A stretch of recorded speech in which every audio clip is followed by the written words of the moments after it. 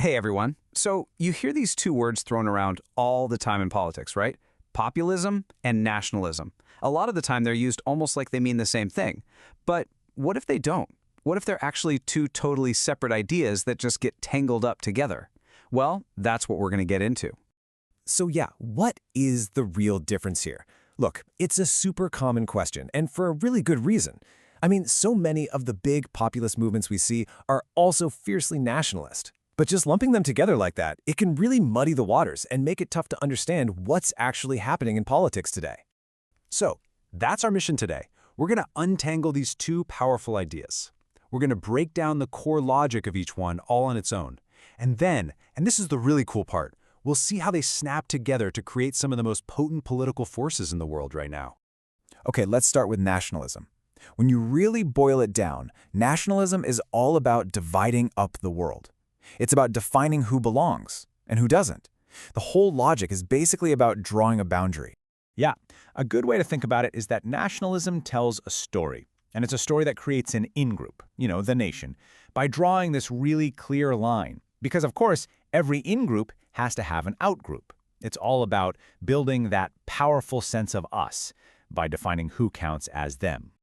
So here's the really crucial part. Think of nationalism as working on a horizontal axis, like a line drawn on a map. It's the line that separates our community from their community, what's inside from what's outside. So just lock that image in your head for a second. Nationalism is horizontal. All right, now let's switch gears to populism, and you'll see how different this is. If nationalism is horizontal, populism operates on a completely different axis. It's not about who's outside our community, it's all about who holds the power inside it. And this really nails it right here. See, populism is a way of talking about politics that creates a fundamental conflict within a society. It sets up this big clash between a group it calls the people, who are always presented as, good, hardworking, but totally powerless, and another group it calls the elite, who are painted as corrupt and holding power they don't deserve. And this is where you really see the difference, right? Populism's axis is vertical. It's all about the ordinary people down here looking up at some corrupt, out-of-touch elite up there. The whole fight is about hierarchy and power, not about borders and who belongs. Okay, so we've got these two totally different ways of seeing the world. One horizontal, one vertical. But here's the thing, and this is where it gets really interesting. In the real world of politics, you almost never find these ideas in their pure form. They always get combined. And this chart just lays it out perfectly. Look at nationalism. The axis is horizontal, right? In versus out. The conflict is between the nation and some other group. And the whole big idea is national sovereignty. Now look at populism. The axis is vertical, down versus up. The conflict is between the people and the elite. And the big idea is fulfilling the will of the people. Totally different frameworks. Okay, so let's actually build this out. First, you've got that horizontal line. That's our nationalism axis, separating us from them. And now let's draw the vertical line right through it. That's our populism axis, right? The people down here versus the elite up there. And when you put them together, boom, you get this grid. And you can think of this as our map for understanding modern politics. Seriously. It lets us pinpoint what a political argument is actually doing. Is it only talking about the elite? That's pure populism. Is it only talking about outsiders? Pure nationalism. Or, and this is what happens most of the time, is it doing both at once?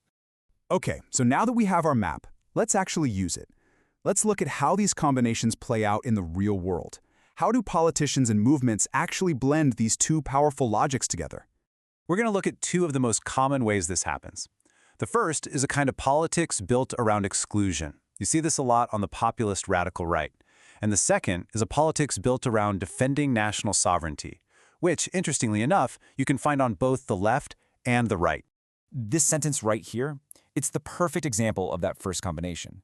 I mean, it is a masterstroke of political messaging because it weaves both logics into one simple, really powerful complaint.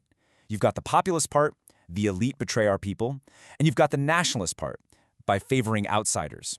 See how that works? So here's how the playbook works. First, the people from the populist story get redefined.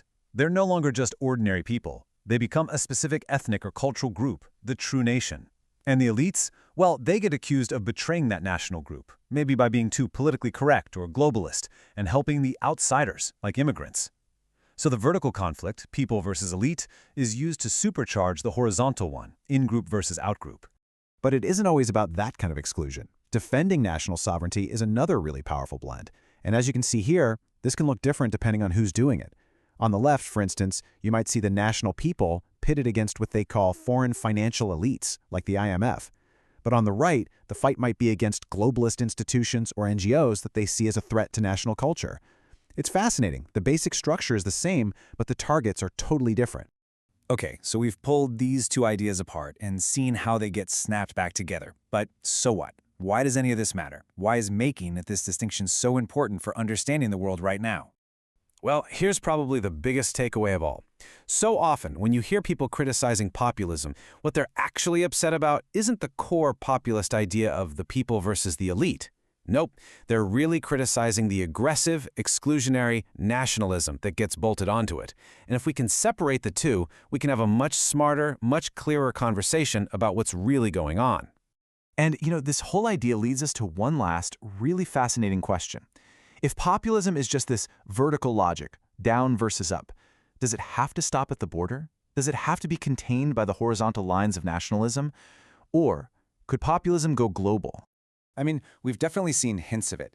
Think about a movement like Occupy Wall Street. Their big slogan was, "We are the 99%. Now that is pure populist framing. You've got a huge, supposedly powerless people against a tiny, super powerful elite. But here's the key. That 99% wasn't American or French or Japanese. It wasn't defined by any national border. It was an idea of a global people. And that's really the final thought to leave you with. Populism at its core is just a tool, a way of drawing a line in a political fight. So if that fight starts to happen on a global scale, beyond the borders of any one country, well, who becomes the global people and who becomes the global elite? And what on earth would that kind of politics even look like? That's something to chew on.